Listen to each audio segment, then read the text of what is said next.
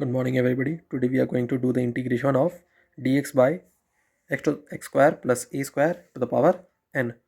अब आप देख सकते हैं कि जैसे in दिया हुआ है, अब हमने नीचे में कोई टर्म लिखा है in minus one integration of dx by x square plus a square. अगर n में का पावर n था और n माइनस वन यहाँ लिखेंगे तो इसका पावर कितना हो जाएगा, n माइनस वन हो जाएगा.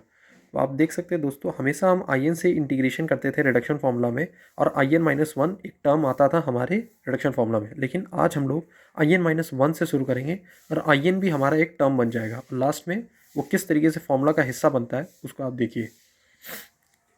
अगर आप आई एन को इंटीग्रेट करने जाते तो थोड़ा कॉम्प्लेक्स होता, लेकिन आई एन माइनस वन में ये कॉम्प्लेक्स नहीं होगा, ये बहुत ईजी होगा. जैसे कि आई एन माइनस वन को अगर हम शुरू करते हैं दोस्तों, इंटीग्रेशन ऑफ वन डॉट, इसको इस तरीके से लिख सकते हैं x square plus a square का power n minus one d x. One by x square plus a square, इसको हमने पहला टर्म माना है और इसको हमने सेकंड टर्म माना है, क्योंकि ये इंटीग्रेट होगा पहले शुरुआत में ही. तो ये हो जाएगा एक्स टर्म और ये हो जाएगा बाहर, फिर आएगा माइनस साइन. इसका हम लोग डिफ्रेंशिएट कैसे करते हैं, इसका मैंने यहाँ पे दिखाया है. मान लीजिए one by x square plus a square का पावर एन माइनस वन है, तो ये ऊपर में जाके कैसे लिखाएगा, x square plus a square का पावर माइनस एन, ब्रैकेट में हमने लिखा है एन माइनस वन को. तो वो जो ब्रैकेट में एन माइनस वन है जब डिफ्रेंशिएट करेंगे तो वो तो लिख दिया जाएगा बाहर में. फिर इसको तो मैंने काटा, इसमें मत ध्यान दीजिए, ये लिखा गया बाहर, x square plus a square आ गया. इसका पावर क्या था, माइनस एन माइनस वन. तो ब्रैकेट से अब ब्रैकेट हटा दीजिए, माइनस एन प्लस वन होगा, तो वही लिखा है मैंने माइनस एन प्लस वन. अब जैसे कि आप जानते हैं डिफ्रेंशिएशन में हम लोग का एक एक साइन डिक्रीज करता है. जैसे माइनस वन आ जाएगा, अगर टू एक्स स्क्वायर का डिफ्रेंशिएशन का, अगर हम फोर एक्स स्क्वायर का डिफ्रेंशिएशन करेंगे तो ये एट एक्स हो जाएगा, और टू माइनस वन का पावर डिक्रीज करेगा. उसी तरीके से हमने माइनस वन लाया, तो प्लस वन माइनस वन तो कट गया, बचा कौन, माइनस एन. माइनस एन को अगर हम नीचे पूरा इस टर्म को नीचे लिख देंगे तो पावर जो है प्लस में रहेगा, तो वो आ गया पावर प्लस में. सेम इसी चीज़ को यहाँ पे लिखा गया. अगर आप यहाँ देखिए, इस यहाँ पे मैंने एक चीज़ नहीं लिखा है, वो है x square plus a square का डिफरेंशिएशन, वो हो जाएगा आपका टू एक्स. ए स्क्वायर तो जीरो होता है, तो सिर्फ टू एक्स लिख के छोड़ दीजिए. सेम आपका टू एक्स लिखा गया है, और ये पूरा टर्म उसी तरह लिखा गया. ये जो एक्स है ये इंटीग्रेट हुआ है, आपको पता है ये इंटीग्रेट, ये वाला यहाँ पे जैसे इंटीग्रेट होकर एक्स आया था वैसे इंटीग्रेशन यहाँ भी हुआ है, एक्स आया है दोस्तों. अगर आपको इंटीग्रेशन में किसी तरह का डाउट है तो मैं अलग से एक पूरा सीरीज़ निकालूंगा इंटीग्रेशन पे, बेसिक से लेके एडवांस लेवल तक, ताकि आपको एक्सप्लेन ईजी हो सके आईलेट को पकड़ने में. तो चलिए आगे चलते हैं. जैसे कि एक्स हो गया, उसके बाद x by x square plus a square का पावर एन माइनस वन, वो तो वैसे ही रहने वाला है. बाहर कौन आ गया, माइनस माइनस प्लस हो गया. जैसे कि यहाँ पर माइनस साइन था प्लस हो जाएगा, तो ये एन माइनस वन को बाहर लेके आते हैं, टू को बाहर लेके आते हैं, बचेगा सिर्फ एक्स स्क्वायर और x square plus a square by n. तो उसी तरीके से इस टर्म को अगर आप ध्यान से देखें तो नीचे में वैसे ही बच हुआ है. अगर आप यहाँ देखें तो ये टर्म जैसे लिखा था वैसे टर्म ये पूरा लिखते जाएगा, यहाँ पे आपको कोई चेंजेस करने की ज़रूरत नहीं है.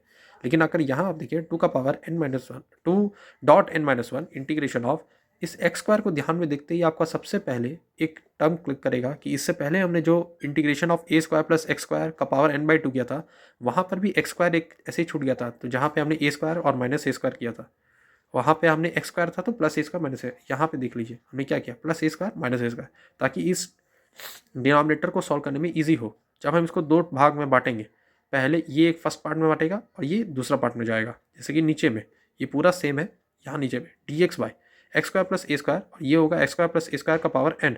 तो क्योंकि ये एन है और इसका पावर वन है, तो ये नीचे आएगा तो ये एन माइनस वन लिखाएगा. और यहाँ पे देखिए माइनस साइन लिख दिया है. ए स्क्वायर को बाहर रखा है, चाहे तो a square by a x square plus a square to the power n लिखा जा सकता था, लेकिन ये कांस्टेंट है तो चलिए बाहर रख देते हैं. अब ये D x by x square plus a square का पावर एन हो गया. अब नेक्स्ट टर्म, ये पूरा टर्म तो वैसे ही सेम है, टू एन माइनस वन.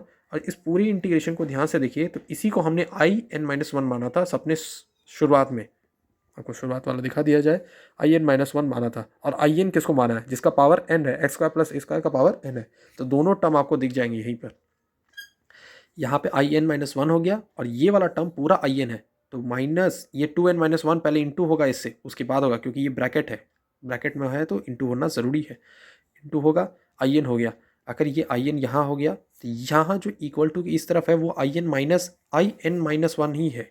ये मत सोचिए कि यहाँ पे आई एन है, क्योंकि हम आई एन माइनस वन को सॉल्व कर रहे हैं, ना कि आई एन को सॉल्व कर रहे हैं. आई एन माइनस वन को सॉल्व हो रहा है, आई एन माइनस वन है. तो अब आई एन माइनस वन को हम इस तरफ लेके आ जाएंगे और आई एन वाले टर्म को उस तरफ लेके चल जाएंगे, ताकि ये फॉर्मूला में आ जाए. आई एन माइनस वन को जैसे ही हम इस तरफ लेके आएंगे, देख सकते हैं आई एन इस तरफ आ गया है पूरा सब ले के टर्म को, और आई एन इस तरफ आ गया, और ये है आई एन माइनस वन। तो यहाँ पर आपका आई एन माइनस वन हो चुका है। फिर फर्दर अगर आप इसको सॉल्व करेंगे तो आपका जो है इस तरीके से टर्म होगा, टू एन माइनस टू को वापस वहाँ भेज दीजिए, तो ये आई एन आपका इस तरीके से रिडक्शन फॉर्मूला शो अप करेगा। तो देख सकते हैं कि हमने आई एन माइनस वन से शुरू किया, तब भी हमारा आंसर अच्छा से आ रहा है, उसमें कोई दिक्कत नहीं हो रहा है, ना ही ये कॉम्प्लिकेटेड सिचुएशन बना है कि हमें इंटीग्रेशन को ज़्यादा लंबा खींचना पड़ा। अगर आप पूरी इक्वेशन को देखें तो बहुत सिंपल में ये सॉल्व हुआ है, ज़्यादा कुछ नहीं हुआ। अगर जो भी इंटीग्रेशन में जिसका बहुत अच्छा हैंड है तो वो अच्छे तरीके से इसे सॉल्व कर सकता है। अब चलिए एक छोटा सा टर्म लेते हैं। मान लीजिए कि ए स्क्वायर को हमने वन मान लिया, ए स्क्वायर अगर वन हो जाएगा इस पूरे टर्म में, ए स्क्वायर वन हुआ तो ये एक्स स्क्वायर प्लस वन हो जाएगा, और ये भी वन हो जाएगा। तो अगर आप इसको ध्यान दीजिए कि हम कैसे होगा, जीरो माइनस इन्फिनाइट, क्योंकि हमारा क्वेश्चन ही क्या है, आई एन क्या है, x square plus a square का पावर एन। तो अगर हमने ए स्क्वायर को वन बनाया तो एक्स स्क्वायर प्लस वन का पावर एन हो गया, और इस पूरा का रिडक्शन फॉर्मूला हमको यहाँ पर दिया हुआ है, तो हमने वही चीज़ लिखा है। जैसे कि हमने कहा था ए स्क्वायर को वन हो जाएगा, तो यहाँ पर हमने पहले ही वन लिख दिया ताकि कोई कंफ्यूजन ना हो। पूरा रिडक्शन फार्मूला को आपको ऐसे उतार देना, कुछ नहीं करना आपको, बस आप जीरो से इन्फिनाइट तक लिमिट चढ़ाइए। जीरो से इन्फिनाइट जैसे ही लिमिट चढ़ाएंगे ये पूरा का पूरा टर्म हट जाएगा, जीरो हो जाएगा, क्योंकि वन बाई इन्फिनाइट जीरो हो जाएगा, ये पूरा टर्म जीरो हो जाएगा, क्योंकि यहाँ पे इन्फिनिटी आ जाएगा तो पूरा infinity, one by infinity zero. अब अगर टू एन माइनस थ्री, ये ए स्क्वायर हो गया, जीरो से इन्फिनाइट तक इंटीग्रेशन होगा D x by x square plus one का पावर एन माइनस वन हो गया। इस पूरे टर्म को इस पूरे टर्म को आप आई एन माइनस वन लिख सकते हैं, और ये आ गया आपका रिडक्शन फॉर्मूला।